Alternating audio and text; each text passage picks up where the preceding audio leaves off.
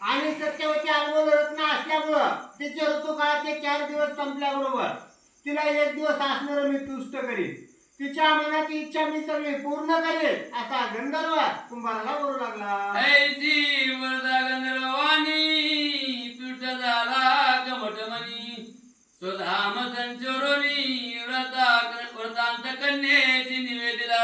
असं ज्यावेळेस गंधर्वाने कुंभाराला सांगितलं आणि कुंभाराच्या मनाला त्या ठिकाणी आनंद झाला. कुंभार अगदी आनंदामध्ये गंधर्वाला सोडून स्वतःच्या असणाऱ्या घरामध्ये निघून गेला. घरात गेल्याबरोबर आपली मुलगी असणारी सत्यवती आणि सत्यवतीला जे गंधर्वाने सांगितलं तो त्या ठिकाणी आनंदानं सांगू लागला. मने माय व सत्यवती कामना जे आहे तव चित्ती ते ऋतू काळी कामावती गंधर्वराज ओपी लगे. हे सत्यवती तुझ्या मनाची जी इच्छा उत्पन्न झाली, तुला जो तुझा असणारा पती बघायचा आहे, तुझ्या पती बरोबर तुला काय असणारा काळ घालायचा आहे आणि ती तुझ्या मनाची इच्छा आता असणारी पूर्ण होणार आहे. पण तुझा असणारा ऋतुकाळ आल्यानंतर, ऋतुकाळ आल्याच्या नंतर मला ही गोष्ट सांग. कुंभारानं सांगितलं. आपुल्या स्वरूपा प्रगट करून करू योजितो आसुरी लग्न तरी त्याची वरोनी समाधान सुखा लागी पावशील.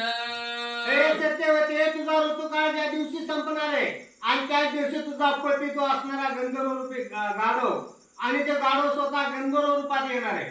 गंधर्व रूपात येऊन तुझ्या मनाची इच्छा पूर्ण करणार आहे आणि त्याच वेळेस तुम्ही काय करायचं, आसुरी पद्धतीने मी तुमचं लग्न लावून देतो, त्या लग्नाचा स्वीकार करायचा कुंभार सत्यवतीला सांगू लागला. ऐसे सांगोनी कमट कोल्हाळचे निपवडला होता वेळ ती निशा लोटून उदय काळ गबरतीचा पातला.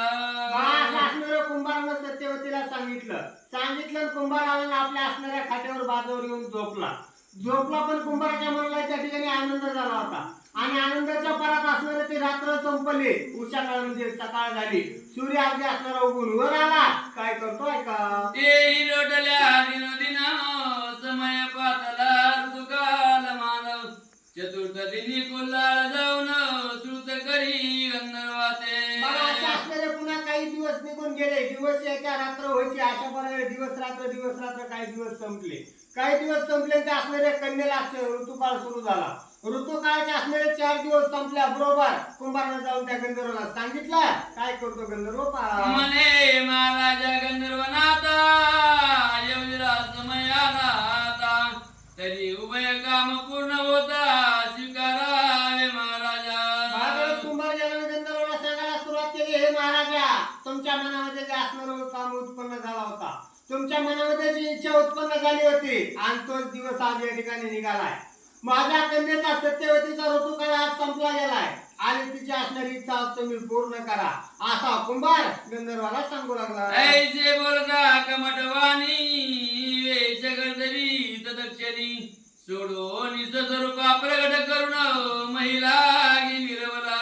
असं ज्यावेळेस कुंभारानं गंधर्वाला सांगितलं, गाढवानं कुंभाराचं बोलणं सगळं ऐकलं आणि ऐकल्याबरोबर तत्क्षणी म्हणजे एक क्षण सुद्धा लागू दिला नाही.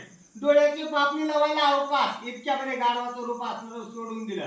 स्वतः गंधर्व रूपामध्ये त्या ठिकाणी प्रगट झाले. काय करतात ऐका. मिरवला परिदयचा गबलती वस्त्रभरणी कनक कांती कमटे पाहोन चित्त सरती आनंद तोळे लावे.